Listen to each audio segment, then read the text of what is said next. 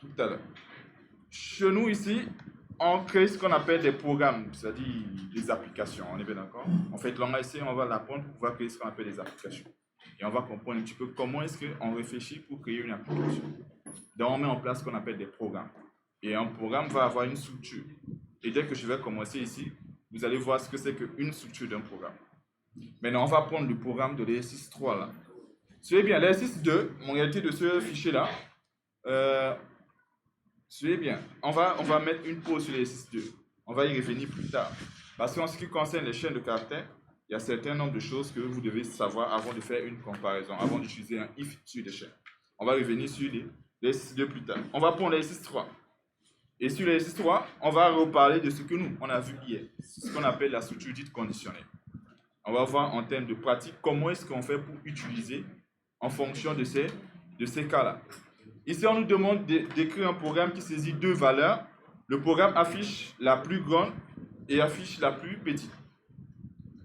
On est bien d'accord? On nous demande de saisir deux valeurs et d'afficher la plus grande, la plus petite. Madame, tu as réussi, n'est-ce pas? Tu as essayé.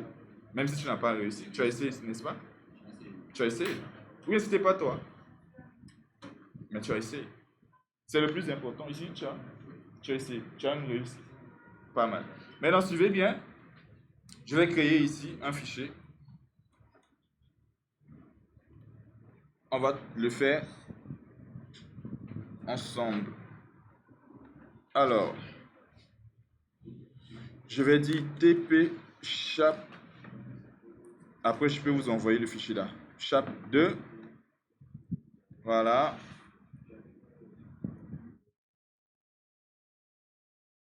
Et je vais mettre exo1.c. Voilà.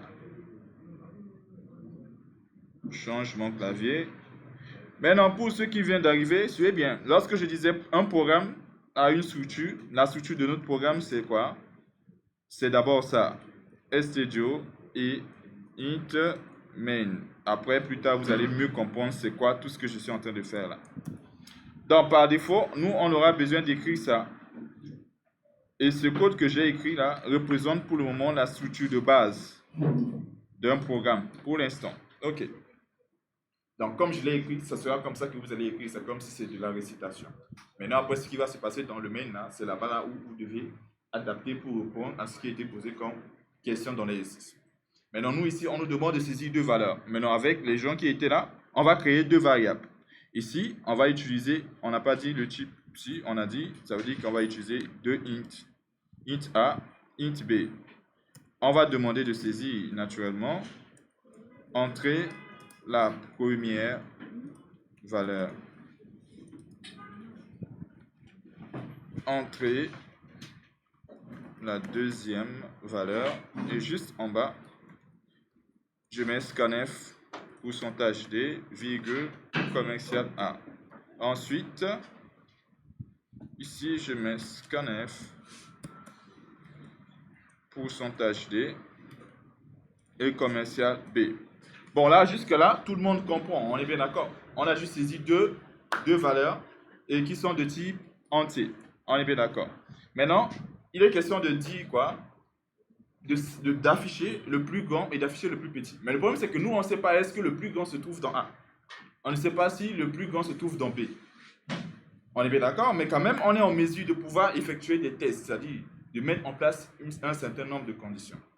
Et donc, on avait dit que pour utiliser ce qu'on appelle la condition, pour faire une condition, on va utiliser le mot-clé if, qui veut dire tout simplement si. Et entre parenthèses, on précise la condition. On a deux valeurs, l'une dans A, l'autre dans B. On est bien d'accord? Pour savoir le plus grand, on va faire une comparaison. Par exemple, on dit si ce qui se trouve dans A est supérieur à B, dans ce cas, A est le plus grand et B est le plus petit. Naturellement, on est bien d'accord en mathématiques, oui. Oui, je ne suis pas obligé, mais après, on peut créer une autre variable. C'est bon? Ça veut dire que tu peux créer une autre variable max, une autre variable mi, tout comme tu peux le faire directement comme ça avec les deux variables. C'est possible, c'est bon? Tous les deux, ça marche. Mais je vais d'abord le faire uniquement avec ces deux variables. C'est beaucoup plus simple, quoi. On est bien d'accord? Alors donc, la condition, c'est quoi? On va dire ici, A est supérieur à B. C'est ça ce qu'on appelle une condition. On est bien d'accord? Un petit peu de mathématiques, mais vous comprenez ce que je fais là. A supérieur à B, ça veut dire que ce qui se trouve dans A est le plus grand. Donc, qu'est-ce qu'on va dire? On va juste faire printf. Voilà. Plus grand. Bon, la plus grande valeur est pourcentage D. On est bien d'accord? Et là, je peux mettre A exactement. Et ici, je fais toc.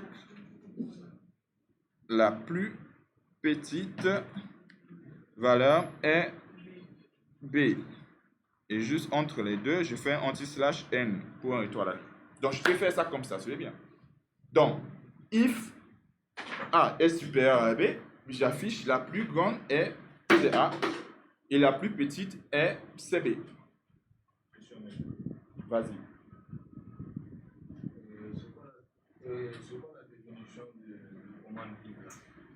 If, c'est ce qu'on appelle la... En fait, déjà, c'est pas une commande. On va parler d'abord du fait qu'on est sur le chapitre structure conditionnelle. C'est-à-dire comment est-ce qu'on peut faire ou définir ce qu'on appelle des conditions. On est bien d'accord? Comme je l'avais dit hier, en français simple, ce qui parle de la forme conditionnelle, c'est le mot-clé si.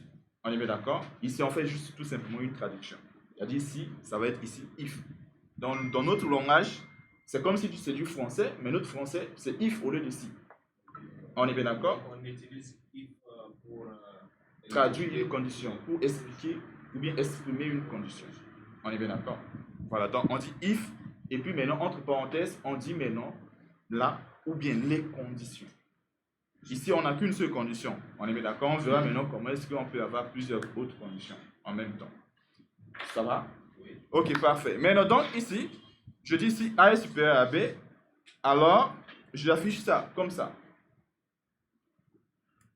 Avant de parler de else, on va utiliser d'abord le if pour bien comprendre. Donc, je peux faire encore une autre condition en disant if B, lui, il est supérieur à A.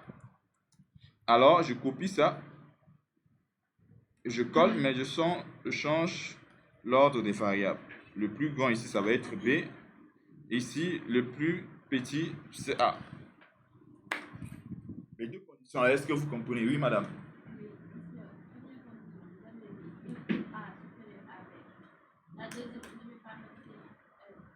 Oui, le problème c'est que je n'ai pas encore pour aujourd'hui parlé de si non. On fait d'abord comprendre le si.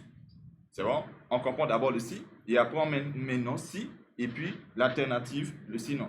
C'est bon? Tu comprends ce que je veux dire? Voilà, on fait d'abord ça comme ça. Après, on va voir que la bonne manière serait d'utiliser un si non. Donc ici, on fait deux conditions comme ça, séparées. Donc si A est supérieur à B, ça veut dire que A plus grand, B plus petit. Vous pouvez encore faire autre condition. Dans des programmes, vous avez le droit de faire plusieurs conditions. Suivez bien. Vous avez la possibilité de faire, ou bien du moins de tester plusieurs conditions. Donc ici, je teste ici. Si B est supérieur à A, on affiche B est supérieur, du moins c'est plus grand, et A est plus petit. Mais selon vous, est-ce que ça se limite là? C'est vrai que nous, on saisit deux valeurs. L'une dans A, l'autre dans B. On va chercher le plus grand et le plus petit. Est-ce que les deux conditions là, c'est bon? Ça suffit? Pourquoi? Ou bien la dernière condition, c'est quoi? Mais non, voilà exactement. On est bien d'accord parce que c'est possible quand c'est deux mêmes valeurs. Vous comprenez le truc? Lorsqu'on parle de conditions, en réalité, il faut imaginer l'ensemble des conditions possibles. Quand on vous demande, par exemple, de chercher le plus grand et le plus petit, c'est vrai que si ça est vérifié, A est le plus grand. Si ça, c'est vérifié, B est le plus grand. Mais c'est possible qu'on trouve que les deux sont égaux. On est bien d'accord? Donc, il faut sortir l'ensemble des conditions possibles. Mais non. Normalement, oui. J'ai dit, pour comparer sur le terme d'égalité, on utilise double est égal. Quand on utilise une égalité, c'est une affectation. Prendre ce qui se trouve vers la droite pour mettre dans ce qui se trouve vers la gauche. Pour dire si ce qui se trouve vers la gauche est égal à ce qui se trouve vers la droite, on écrit est égal, c'est-à-dire deux fois. C'est bon? Oui.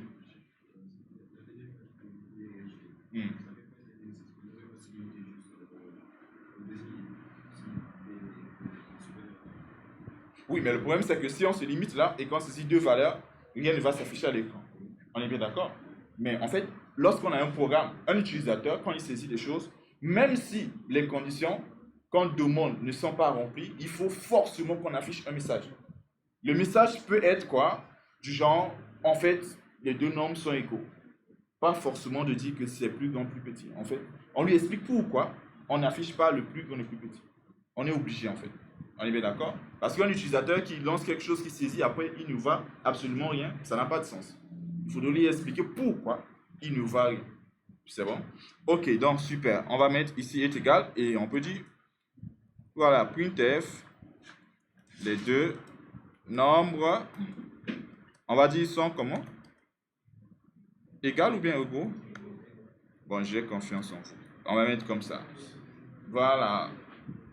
Maintenant, on va tester ces conditions-là. On va tester vite, vite, vite. Et normalement, si je saisis 4 et que je saisis 2, il affiche bien la plus grande, c'est 4, et la plus petite, c'est 2. Je vais faire l'inverse, je vais d'abord saisir 2 et je saisis 4.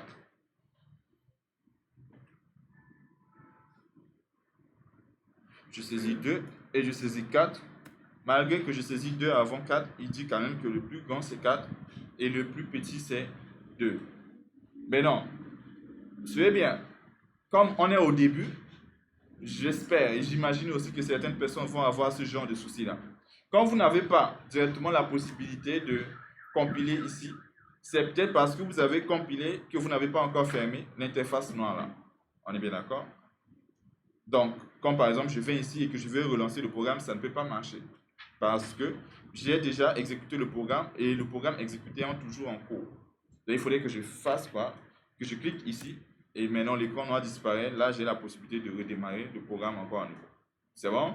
Ok, donc maintenant je redémarre encore ou bien je compile. Et là, je vais saisir maintenant deux nombres, c'est-à-dire 2 et 2. Et là, maintenant, il dit les deux nombres sont égaux. Ou bien on pouvait dire, veuillez saisir deux valeurs différentes. Mais c'est un message qu'il faut tout simplement lui montrer en fait. Mais dans tous les cas, on a besoin de préciser ces trois conditions-là. Jusque-là, est-ce que tout le monde comprend? On est bien d'accord? Maintenant, en fait, je vais revenir à ce que, du moins, c'est la question de votre collègue de tout à l'heure. En réalité, lorsqu'on a ces trois conditions, on ne peut pas avoir deux conditions comme ça qui seront remplies en même temps. C'est-à-dire, on ne va pas avoir A supérieur à B et en même temps A est égal à B. On ne peut pas avoir A supérieur à B et B en même temps supérieur à A. On est bien d'accord? Ici, on est sûr que ça serait qu'une seule de ces conditions qui pourra être vérifiée. Est-ce que vous êtes d'accord avec moi? Sur ces trois conditions, on ne peut pas avoir deux conditions qui seront vérifiées en même temps. Ok, mais le problème c'est quoi? Si on met ça, les conditions comme ça séparément, ce qui se passe c'est quoi? Il faut comprendre qu'un programme s'exécute de haut en bas. Donc lorsqu'on lance en réalité le programme, il va d'abord exécuter la ligne 3. Ensuite exécuter la ligne 6 pour demander la première valeur. Laisser la possibilité qu'on saisisse la première. Ensuite demander de saisir la deuxième, comme vous avez vu tout à l'heure là. Et laisser la possibilité de saisir. Et une fois qu'on saisit les deux valeurs, il va tester cette condition. Une fois qu'il finit de tester cette condition, il va tester. Maintenant, ce qui est là, c'est quoi? Même s'il teste cette condition et que la condition, elle est vérifiée, on est bien d'accord? Il rentre ici, il exécute. Ce qui se passe, c'est quoi? Après avoir exécuté la ligne 11, il va venir tester encore. On est bien d'accord? Mais on sait que s'il était déjà rentré là, il ne pourra plus rentrer dans ces conditions-là. Donc, ce n'est plus la peine de vérifier encore les deux conditions après. Suivez bien. Quand vous écrivez trois conditions comme ça séparément et que vous lancez le programme, il va tester toutes les trois conditions. Même si on sait qu'il va rentrer que dans une seule condition, parce qu'il y aura seulement une seule condition qui sera vraie. Mais même si la condition qui est vraie, c'est la première condition, s'il rentre ici, cela n'empêche qu'il va tester ici. Et lorsqu'il va tester, ça sera faux. Il ne rentre pas. Mais il teste quand même.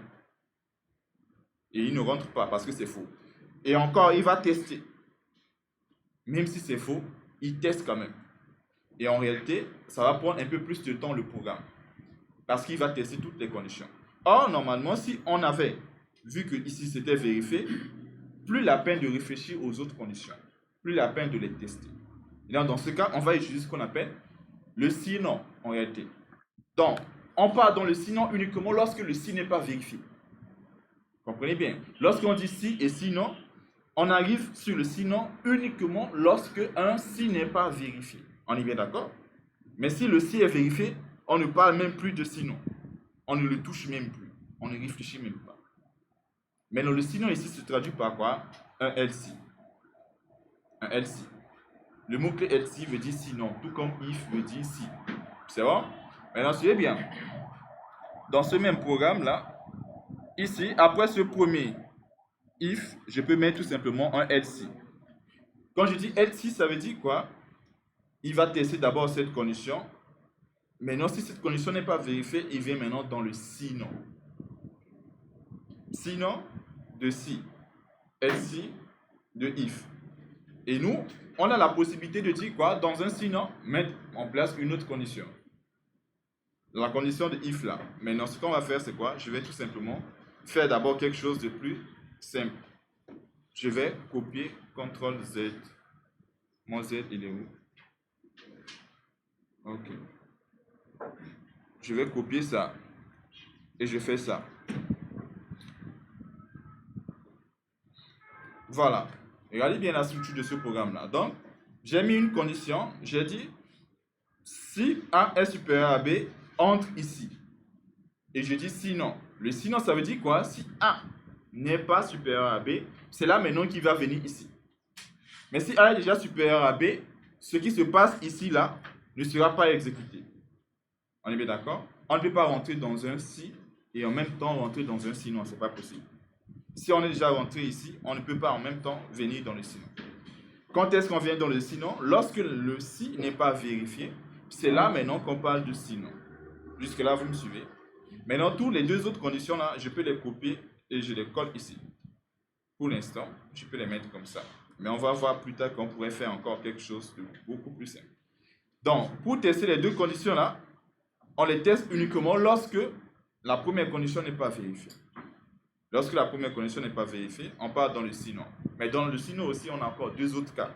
C'est-à-dire, ça peut être B qui sort, du moins ce qui est supérieur à A, ou bien on peut avoir A qui vaut B. Maintenant, quand vous avez un else et à l'intérieur vous avez un if, vous avez la possibilité de mettre directement un else if.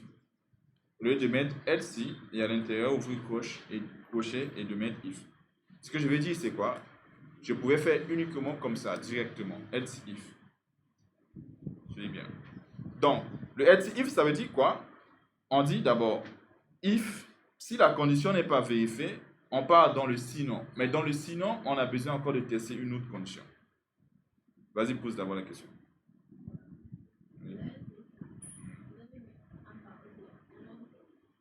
Un autre?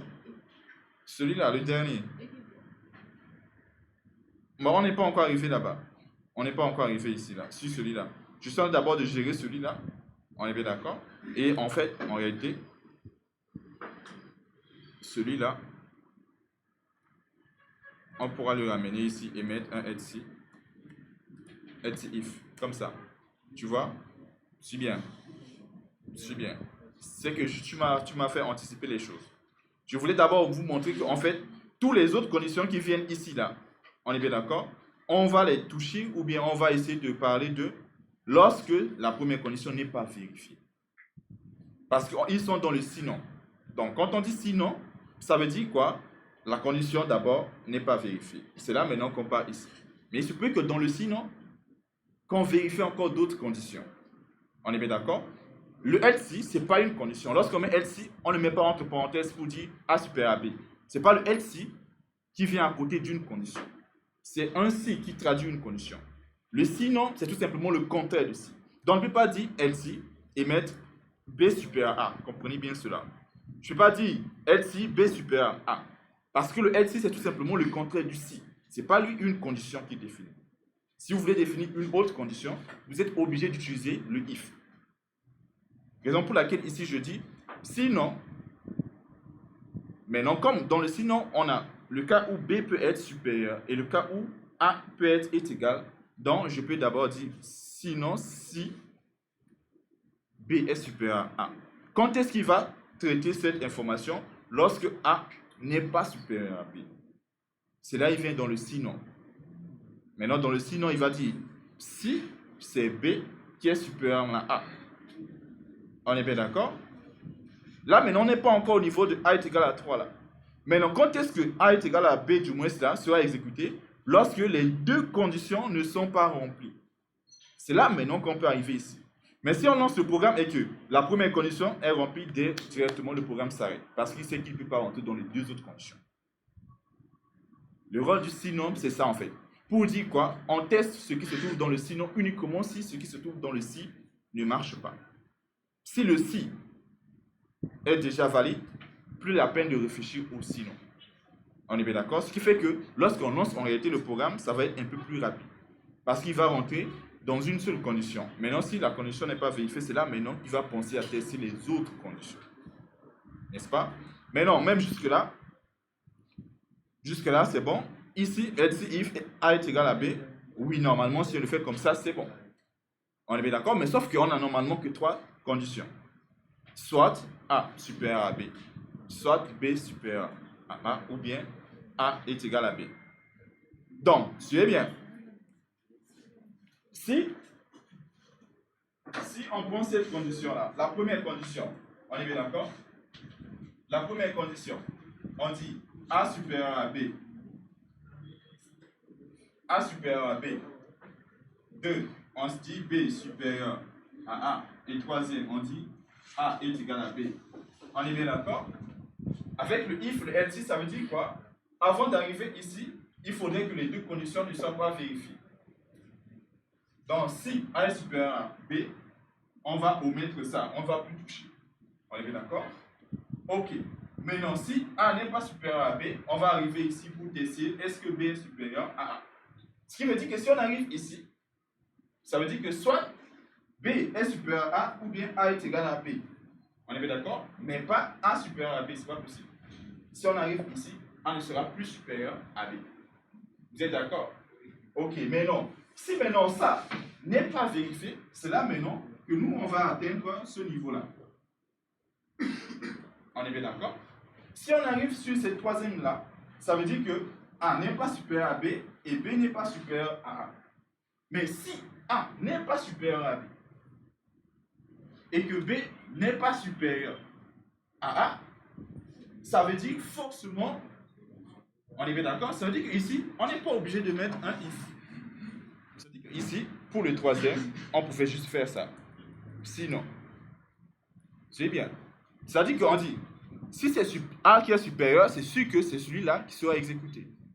Maintenant, si celui-là n'est pas exécuté, c'est sûr que A n'est pas supérieur à B. On vient ici. On va vérifier. Est-ce que B est supérieur à A? Si B n'est pas supérieur à A, ça veut dire que A n'est pas supérieur à B et B n'est pas supérieur à A. Ce qui veut dire qu'il ne reste qu'une seule chose. C'est-à-dire quoi? Les deux sont égaux. Qu'on le met ici, if A est égal à B, c'est la même chose que si on met un sinon simple. On est bien d'accord? Donc, à chaque fois qu'on met des if, else, n'oubliez pas que vers la fin, il faut au moins un sinon simple, c'est-à-dire un sinon sans if. Voilà. C'est bon? Ok, maintenant, donc, si je lance, vas-y, pose.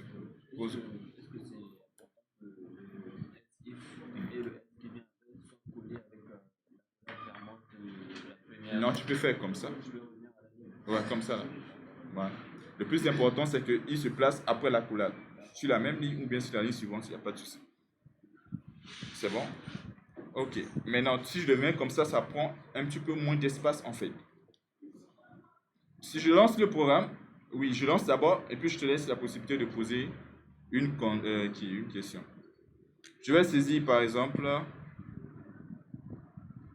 je vais saisir 3 et je saisis 7. On a bien 7 plus grand, 3 plus petit. Je saisis 7 d'abord et puis 3. 7 et puis 3. 7 plus grand et 3. Maintenant, je vais saisir deux mêmes nombres.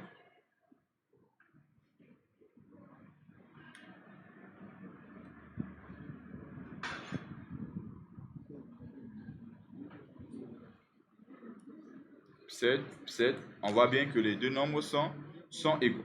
Donc, en général, lorsqu'on va utiliser des if, on est bien d'accord, on peut utiliser après des sinon. Mais dans un sinon aussi, on peut avoir aussi d'autres conditions qu'on peut définir. Comment on le fait? En disant tout simplement sinon, si. Oui, pose d'abord ta question.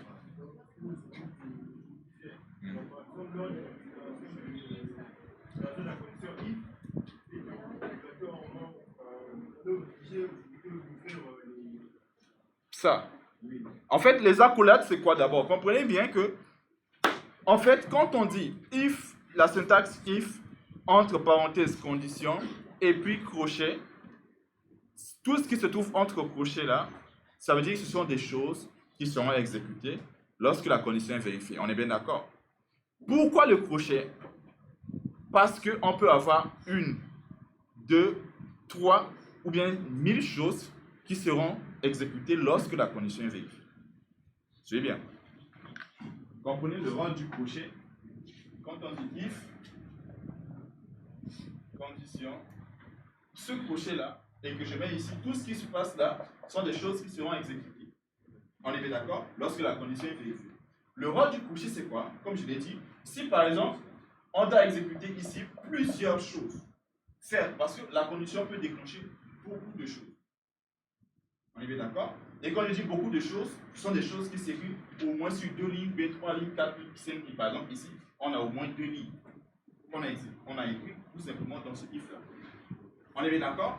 Lorsque tu as au moins 2 lignes, ou bien 3, ainsi de suite, ou bien plusieurs lignes qui sont exécutées, lorsque la condition est vérifiée, tu es obligé de les regrouper dans ce crochet-là. On est bien d'accord? Pour dire que tout ce qui se trouve là, toutes ces lignes de code qu'on a écrites là, entre tous les crochets, ne seront exécutées lorsque la condition est vérifiée. Si la condition n'est pas vérifiée, tout ce qu'on a écrit, même si c'était 1000 lignes de code, ne seront absolument pas exécutées. Jusqu'à là, tu me suis. Maintenant, est-ce que c'est possible d'écrire if sans crochet? Oui. C'est possible d'écrire if sans crochet. Si j'écris ici if sans crochet, avec printf, ça va marcher. Mais le problème, c'est quoi? C'est que c'est uniquement la première ligne là qui appartient au if. C'est-à-dire concrètement quoi? Que lorsque la condition est vérifiée, il va afficher ce printf. Lorsque la condition n'est pas vérifiée, il ne va pas afficher ce printf. Mais ce deuxième printf, ou bien les autres choses qui vont suivre, que la condition soit vérifiée ou pas, seront toujours traitées. Regarde bien ce que je dis. Ici, je dis, on met le crochet pour dire que si on écrit plusieurs lignes de code, toutes ces lignes de code dépendent de la condition. On est bien d'accord? Mais si ici, on ne met pas de crochet et qu'on écrit plusieurs lignes de code ici, ça veut dire uniquement la première ligne là qui dépend de la condition. Toutes les autres lignes ne dépendent pas de la condition. Donc, si la condition sera vérifiée, la première ligne sera déclenchée. Si la condition n'est pas vérifiée, la première ligne ne sera pas déclenchée. Mais les autres conditions, ou bien du moins les autres valeurs, que ce soit vérifié ou pas, ils vont toujours servir. On va essayer. Alors, try. Ok. C'est ce que je disais. Par exemple, mettre quoi? Comme ça, if sans parenthèse. J'ai dit que ça va marcher. On est bien d'accord? Mais, il dit quoi? Bon, déjà, le fait de mettre un else ici, ça pose problème. On est bien d'accord? Déjà, le fait de mettre un else ici avec les deux informations, ça pose problème. Donc, là, on est déjà obligé de mettre qu'un seul. Mais je vais prendre un autre exemple là. Je finis d'abord ce programme là. Je teste d'abord ça. Et puis je vais prendre un autre exemple. Le premier là, c'est quoi? Si la première valeur est supérieure à la deuxième valeur, on voit bien que la plus grande valeur, c'est 4. On est bien d'accord? Ça marche. Maintenant, ce que je vais faire, c'est quoi? Je vais prendre l'exemple là. CTRL-Z. CTRL-Z. Je vais faire ce qu'on appelle commenter le code. Ça, c'est une nouvelle chose que je viens de faire là. Après, je vais vous expliquer c'est quoi un commentaire. Ok. Maintenant, si je fais ça, je fais if, je prends juste cette condition.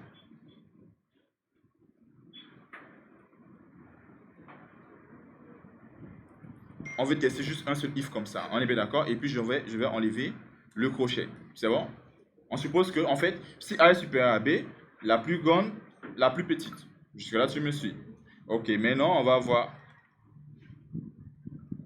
Le problème, c'est quoi? Le problème, c'est que si on... Voilà, non, il n'y aurait pas de problème.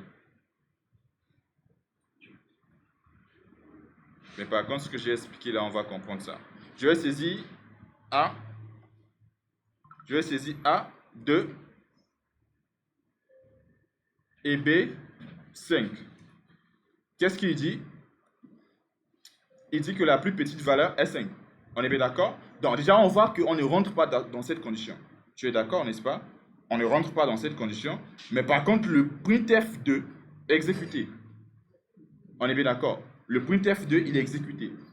Or, nous, on voulait que ces deux-là dépendent de A supérieur à B. C'est uniquement la première ligne, en fait, qui fait partie du if. Quand tu ne mets pas les crochets. Pour mieux comprendre, c'est ça, en fait. Quand je saisis ce qui se trouve dans A, je saisis 2. Ce qui se trouve dans B, je saisis 5. Ça veut dire 2 n'est pas supérieur à B. Et normalement, on se disait que les deux messages ne devaient pas s'afficher. Or, le message printf, la plus petite valeur, est déclenché. Parce que ça ne dépend pas de la condition. Pour dire que tout ce qui doit se passer là vont être exécutés lorsque la condition est vérifiée. Comme il y a plusieurs choses, on délimite tout simplement les choses par les crochets. C'est bon? Mais non, ici, si je mets crochet, regarde maintenant la différence. Juste crochet, comme ça. Si je relance le programme, je saisis la même chose, c'est-à-dire 2 et puis 5. Voilà. Je saisis 2 et je saisis 5, on ne va rien voir à l'écran. Le message 2 ne s'affiche pas. On est bien d'accord? Parce que même le deuxième message fait partie de la condition. Parce qu'ils sont dans le crochet. Donc, quand tu as plusieurs choses qui vont être déclenchées lorsqu'une condition est vérifiée, tu regroupes toutes ces choses-là entre le crochet. Mais si tu ne mets pas des crochets, que tu mets plusieurs choses, uniquement la première chose fait partie de la condition. Toutes les autres choses-là, même si la condition est vérifiée ou pas, seront toujours exécutées. Tu comprends le rôle maintenant du crochet. Parfait. Maintenant, je retourne sur ce qu'on avait tout à l'heure. Maintenant, qu'est-ce que j'ai dit ici? Vous avez vu que tout ce qui se trouve en bas ne sont pas exécutés. On est bien d'accord? Et quand je fais ça, c'est ce qu'on appelle un commentaire. Un commentaire, c'est quoi? C'est-à-dire que vous avez quelque chose dans votre code et vous voulez peut-être expliquer la chose. On est bien d'accord? Expliquer juste dans le code, pas pour qu'on puisse le voir. Donc, vous pouvez utiliser ça. Étoile, / étoile. Ça veut dire tout simplement que cette partie-là, cette partie ne sera pas exécutée. Un commentaire, c'est un code qui ne sera pas tout simplement exécuté. Vous comprenez ce que ça veut dire, n'est-ce pas? En français, c'est ça. Un commentaire, ça veut dire que quelque chose dans notre programme qui ne sera pas, on ne tient pas compte de ça là, dans le programme. C'est bon? Voilà, maintenant je vais changer. En réalité, on devait mettre tout ça là. Voilà. Je ramène tout simplement. Avec CTRL Z, vous pouvez revenir à l'état précédent. Ok. Voilà, donc voici ce qu'il fallait faire pour l'exercice numéro 3. Est-ce que pour le moment, vous avez compris ce que c'est que comment on fait les structures conditionnelles? D'abord, juste le if. Vous avez compris comment ça marche? Vous avez compris comment if marche? Sûr? On va encore faire un autre exercice pour mieux comprendre. Ok, voilà, je pense que l'exercice 4 là, ça va être intéressant. Vous sortez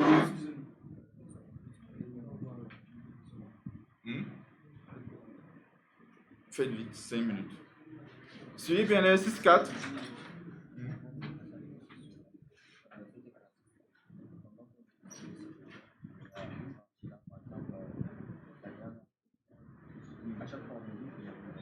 Oui, parce que je dis quand tu mets else, tu ne mets pas une condition. Oui. Quand tu vois une condition, c'est-à-dire A est égal à B, c'est précédé par un if obligatoire. Exactement. À chaque fois, regarde bien. Ce que je dis, c'est quoi? Quand tu vois, moi, j'appelle pas ça condition. C'est ça que j'appelle pas condition. On est bien d'accord? La structure conditionnelle, c'est le if. Mais quand tu vois une condition, juste à gauche, il y a forcément if. Est-ce que tu vois? Regarde ici, dans le else, je ne peux pas mettre comme ça, juste dit A est égal à B. Parce que A est égal à B, c'est une condition, mais ce n'est pas else, le sinon qui dit que c'est une Ça, j'ai condition. un si.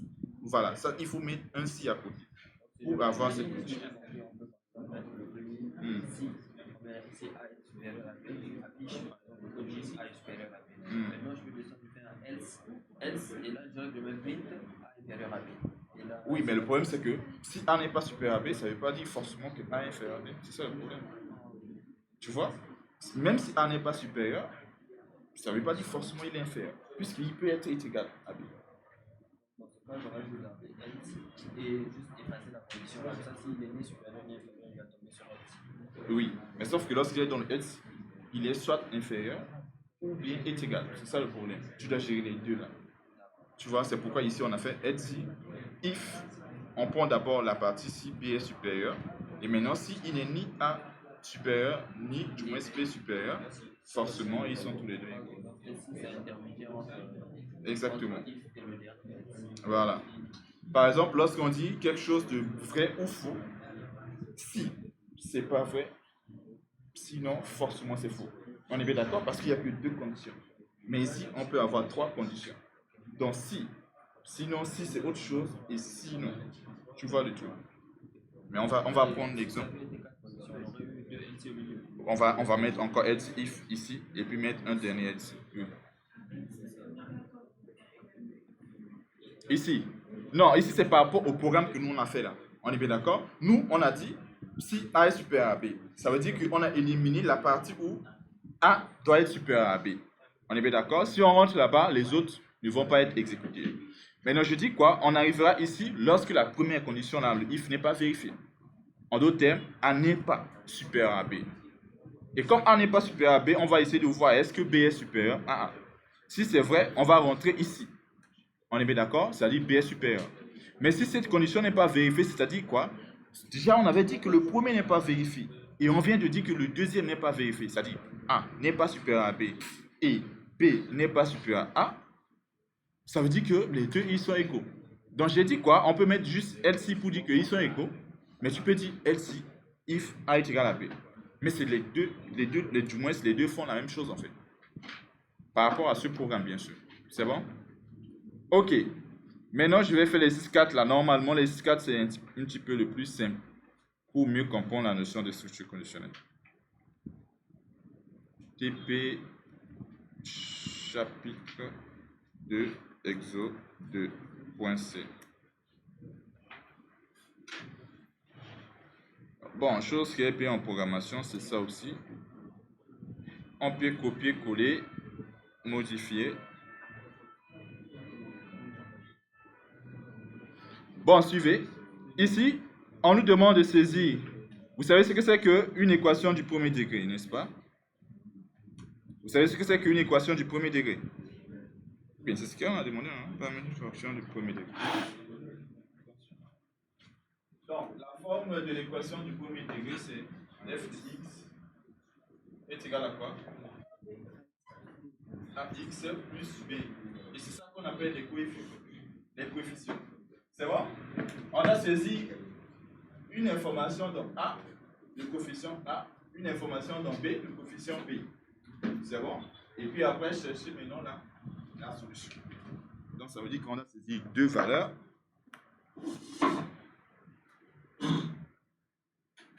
CTRL Z. Ok. Voilà, donc j'ai demandé de saisir la première valeur dans A, ou bien on peut dire entrer le coefficient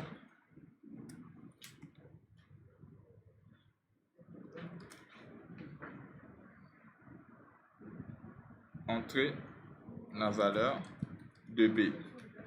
Pour être même encore beaucoup plus clair, on peut faire d'abord afficher la forme de l'équation à l'utilisateur f de x est égal à x plus b anti/n. En fait, c'est juste un message pour que l'utilisateur puisse comprendre en réalité on est dans quoi. Donc j'affiche un message, je dis printf f de x est égal à x plus b. Il sait que nous, on est en train de faire à peu près quelque chose comme ça. Et en bas, je lui demande d'entrer le coefficient de A. On est bien d'accord? Il va saisir une valeur qui sera ici et je lui demande d'entrer la valeur de B, il va saisir une deuxième valeur. Est-ce que jusque-là, normalement, c'est bon? En fait, je vais juste lancer le programme pour que vous voyez en réalité comment est-ce que lui, il va afficher. Il va juste dire quoi? Ce printf là, comme j'ai écrit, il va afficher exactement ça là, à l'écran. F de x est égal à x plus b. Et donc l'utilisateur est au courant de la chose. Et on lui dit d'entrer là le coefficient de A. Il saisit 3 et après entrer le coefficient, la valeur de B, il saisit 5. Et maintenant à la suite, on doit faire un traitement. Jusqu'à là, normalement, c'est bon, n'est-ce pas? C'est bon? Maintenant, comment est-ce qu'on gère pour trouver la solution de l'équation du premier degré? Comme vous avez fait un peu de la mathématique là, comment on fait pour trouver la solution?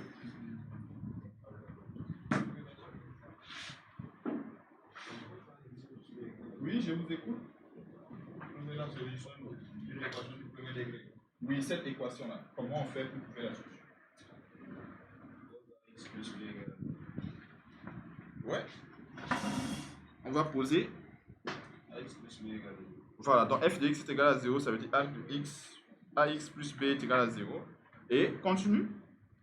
Ce qui veut dire, il faut chercher l'inconnu. ce qui veut dire X égale à moins B sur A. X est égal à moins b sur a. X est égal à moins b sur a.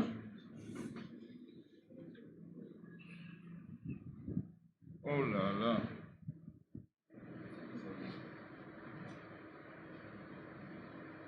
Il est en train de crier là comme ça. Voilà.